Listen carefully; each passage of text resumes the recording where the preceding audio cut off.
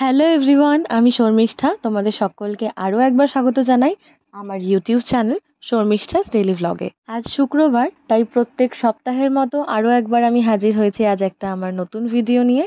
আজ রইলো আরও একটা চটজলদি রেসিপি ভিডিও আমার চ্যানেলে তোমাদের জন্য। সারাদিনটা যেহেতু আমি তাতানকে একা হাতেই সামলাই, সন্ধ্যের পর একটু অপেক্ষা করি কখন বাবা আসবেন, মানে আমার শ্বশুর মশাই।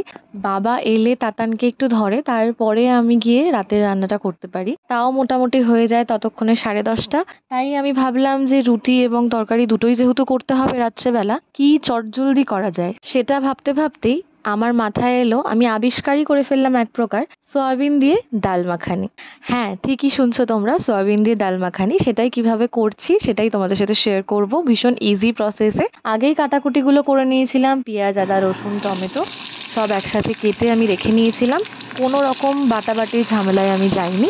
তাহলে চলো রান্নাটা শুরু করা যাক। প্রথমেই আমি সেদ্ধ করে নিয়েছিলাম সয়াবিনটা, দেখতেই পেলে গরম জলে। তারপরে একটু তেল গরম করে, সাদা তেল বা তোমরা চাইলে সর্ষের তেলও ইউজ করতে পারো, তেলটাকে ভালো করে গরম করে তাতে গোটা গরম মশলা মানে এলাচ এবং দারচিনি, শুকনো লঙ্কা, তেজপাতা এই সব কিছু ফোড়ন দিয়ে আমি পেঁয়াজটাকে একদম লাল লাল করে ভেজে নিয়েছিলাম। এই রান্নায় কিন্তু পেঁয়াজটা একটু বেশি লাগবে, তাই আমি বড় সাইজের দুটো পেঁয়াজ একদম ফাইন চপ করে নিয়েছিলাম। তারপরে পেঁয়াজটা ভাজা হয়ে গেলে তাতে আমি অ্যাড করেছিলাম বড় সাইজের একটা টমেটো, সেটাও কুচিয়ে রাখা টমেটোটাই। সেটা অ্যাড করার পরে আমি একটু নুন দিয়েছিলাম যাতে টমেটোটা একটু মজে আসে। এরপর আমি দিয়ে দিয়েছিলাম আদা এবং রসুনটাকে একটু ঘষে সেটাকে আমি তেলের মধ্যে দিয়ে দিয়েছিলাম।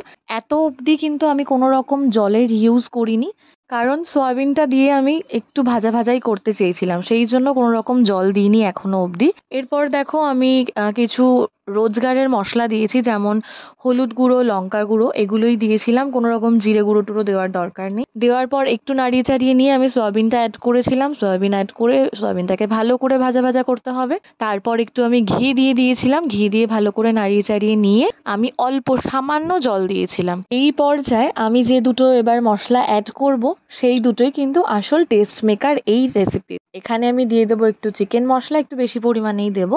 তার সাথে আমি অ্যাড করব শুকনো খোলায় ভেজে নেওয়া একটু কসুরি মেথি।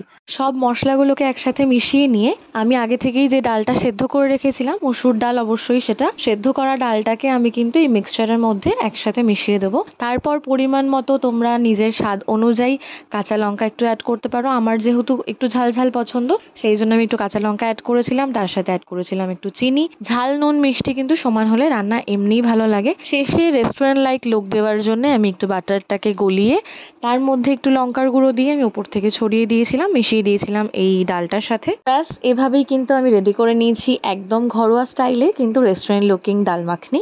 রান্না তো শুরু করেছিলাম 10:30, তবে 11:30টার মধ্যে কিন্তু আমার রুটি এবং রুটির সাথে খাওয়ার ডিশ দুটোই একদম রেডি। তারপর আর কি, রুটির সাথে গরম গরম পরিবেশন করে দিলাম ডাল মাখনি।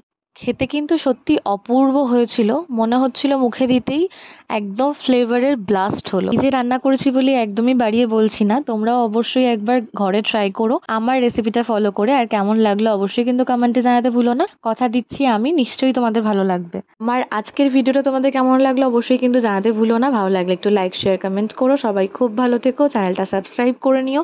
আগামীতে দেখা হবে আরও অনেক নতুন ভিডিও নিয়ে। আজ তবে আসি, thank you so much for watching.